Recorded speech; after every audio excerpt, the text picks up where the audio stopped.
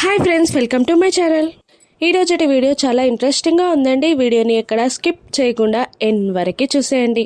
జగదాత్రి, కేదార్, కౌశికి ముగ్గురు కీర్తి పాప కోసం పోలీస్ కంప్లైంట్ ఇవ్వడానికి స్టేషన్కి వెళ్తారు కదండి. అక్కడ సురేష్ ఎదురవ్వడంతో కేదార్ విషయం చెప్పేస్తాడు. ఇక సురేష్ కంగారు పడుతూ ఏంటది, ఎక్కడికి వెళ్ళింది కీర్తి పాప, ఎప్పుడు అని ప్రశ్నిస్తూ ఉండగా అది తెలియకే కదా పోలీస్ కంప్లైంట్ ఇవ్వడానికి వచ్చాం, జగదాత్రి పద అని అంటూ లోపలికి వెళ్ళిన వీళ్ళందరికీ షాకింగ్గా అక్కడ కీర్తి పాప కనబడుతుంది. ఇక కీర్తి పాపని వాటేసుకొని ఏడుస్తూ ఉంటుంది కౌశికి. ఇక ఏంటమ్మా ఇంటి నుండి ఎందుకు వచ్చేసావు అని సైగలతో అడుగుతూ ఉంటుంది కౌశికి. ఇక కీర్తి కూడా ఏడుస్తూనే ఉంటుంది.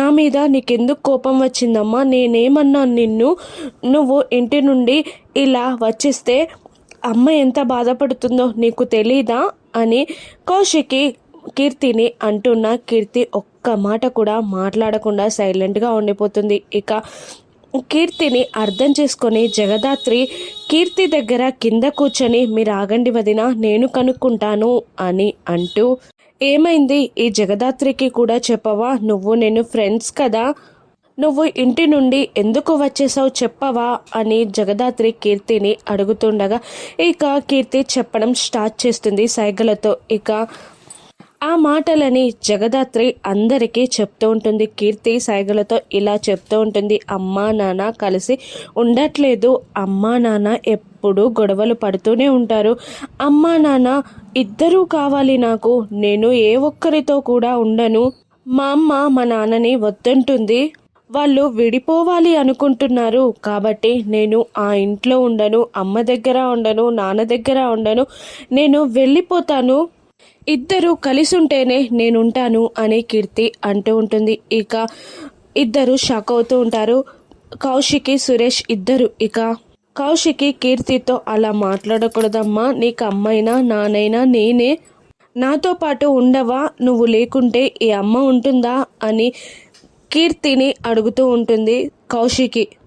ఇక కీర్తి కౌశికి మాట కూడా వినదు. లేదు, నాకు అమ్మ నాన్న ఇద్దరు ఉంటేనే నేను ఇంటికి వస్తాను అని మొండికేసేస్తుంది. ఇక జగదాత్రి ఇలా అంటూ ఉంటుంది, మీకోసం కాకపోయినా వదినా, కీర్తి పాప కోసమైనా ఒక్కసారి ఆలోచించండి, అన్నయ్యకి ఒక్క ఛాన్స్ ఇవ్వండి, మీరిద్దరూ కలిసి ఉండండి, ఒక 6 నెలల పాటు మీరు కలిసి ఉండండి అన్నయ్యని, అప్పటికి కూడా మీరు అర్థం చేసుకోకపోతే, అన్నయ్య తప్పు చేశాడు అనిపిస్తే ఇక మీ ఇష్టం వచ్చినట్టు చేయండి వదినా అని అంటుంది జగదాత్రి కౌశికిని. ఇక సురేష్ కూడా మన పాప కోసమైనా మనం కలిసి ఉండలే మా కౌశికి అని అంటుండగా కేదార్ కూడా అవునక్క, ఒక్కసారి కీర్తి గుచ్చి ఆలోచించండి అక్క అని అనగానే సరే అని అనేస్తుంది కౌశికి. ఇక అందరూ కలిసి ఇంటికి వస్తారు. ఇక సురేష్ ఇంట్లోకి రావడం చూసిన వైజయంతి షాక్ అవుతూ ఉంటుంది. ఇక నిషి, కాచి అందరూ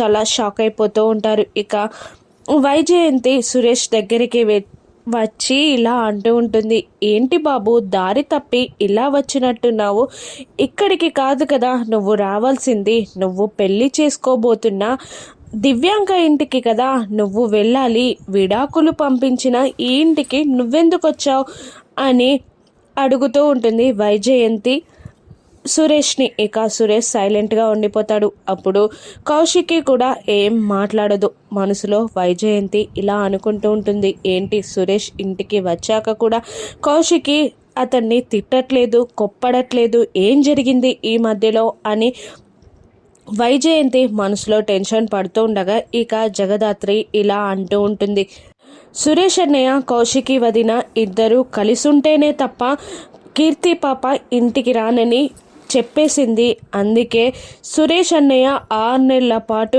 ఈ ఇంట్లో ఉండడానికి కౌశికి వదిన ఒప్పుకుంది, 6 నెలల పాటు సురేష్ అన్నయ్య ఇక్కడే ఉంటారు అని జగదాత్రి కుండ బద్దలు కొట్టినట్టు చెప్పేస్తుంది. ఇక దాంతో వైజయంతి, నిషి, కాచి అందరూ షాక్ అవుతూ ఉంటారు. ఇక కౌశికి, కాచి ఆయనకి రూమ్ చూపించు అని అంటూ కౌశికి వెళ్ళిపోతుంది. ఇక వైజయంతి మనసులో ఇదేంటి అంత కష్టపడి సురేష్ని ఇంట్లో నుండి బయటికి పంపించేస్తే ఆ కీర్తి ఏంటి ఇంత ఈజీగా వాళ్ళ నాన్నని ఇంటికి రప్పించేసింది, దేవుడా ఏం చేయాలి ఇప్పుడు అని వైజయంతి మనసులో అనుకుంటూ ఉంటుంది. కానీ ఎవరు తీసిన కోతిలో వాళ్ళే పడతారు కదండి.